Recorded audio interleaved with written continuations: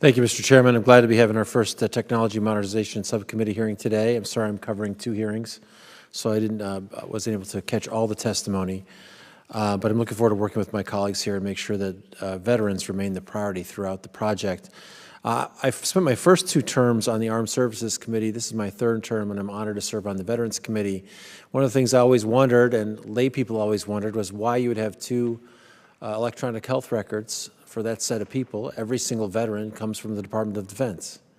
So we scratched our head about this, and we all understood there was kind of a standoff between the DOD and the VA in terms of how they wanted to approach it. So I recognize that the IPO, the Interagency Program Office, provides an important role in sharing information, but I think Mr. Lamb's questioning showed pretty clearly that there's really no one there to break the ties or resolve the differences. And it seems to me that the same kinds of differences, whether they're cultural or historical, exist today as they did when I came in. I guess my question for Ms. Thompson, or Dr. Thompson, is you had mentioned that the IPO, the DOD, and the VA plan to set up governance bodies to oversee the effort. What would those look like? And how are the bodies different from the current process? And I'm going to ask Ms. Harris to address the same issue, what you think it should look like. Dr. Thompson? Thank you for the question.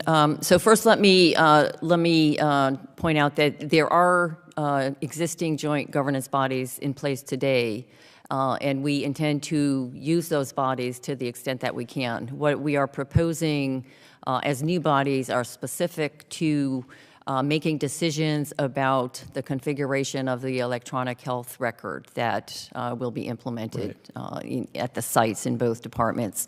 What we are proposing are three bodies: a joint functional governance board, a joint technical governance board, and a joint decision-making board. The premise of the governance is that the decisions are made at the lowest level possible. We have clinicians working together side by side today, technical experts working side by side today to help determine the path forward and solve problems. When they cannot agree, then only at that point would a decision be escalated to respectively either a functional governance board or technical governance board.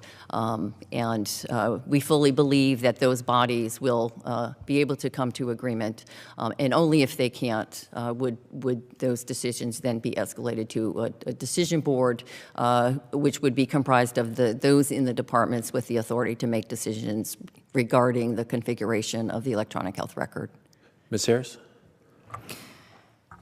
Sir, I think based on the IPO's past history, I think it's evident that they never had the clout to either mediate and resolve the issues between VA and DOD as it relates to interoperability. So I think when it comes to the law itself of having a single point of accountability, the IPO was never set up to succeed there because neither of the departments were willing to relinquish control. Right. I think in terms of what you would see in leading organizations, what they have shown based on our past work is that you have a single executive level entity that is the point of accountability. And it's just one body as opposed to multiple bodies. And it has to be at that executive level. So that's something that we would expect to see, moving forward when VA and DOD establish their joint governance. Certainly I would expect to see it at a minimum at the deputy secretary level, VA's deputy secretary and his counterpart at the DOD leading this joint executive entity. Do you anticipate that the joint effort would actually have new decision-making authority that would bind both agencies? That would, in order to be the single point of accountability, they would have to have decision-making authority in order to be able to arbitrate issues and make decisions so that if compromises are necessary, that they have the authority to make those decisions. That's essential. And is that something that we've seen in other agencies? Is there a model for this that we can borrow? Unfortunately, we've never seen it work well when we've seen these joint collaborative efforts. There's a reason IT is difficult, and certainly, when you're talking about the two largest healthcare networks in the nation, it compounds that complexity. Well, I would just, However, I'm out of time, but I would just offer that either the president has to do this or the Congress has to do this, because I don't think this thing gets created without some action by us. And the only person that both agencies report to now is the President of the United States. And I think also Congress would have a role in creating such an agency as well. So I think, look forward to the coming work. Thank you. I yield back. Thank you. And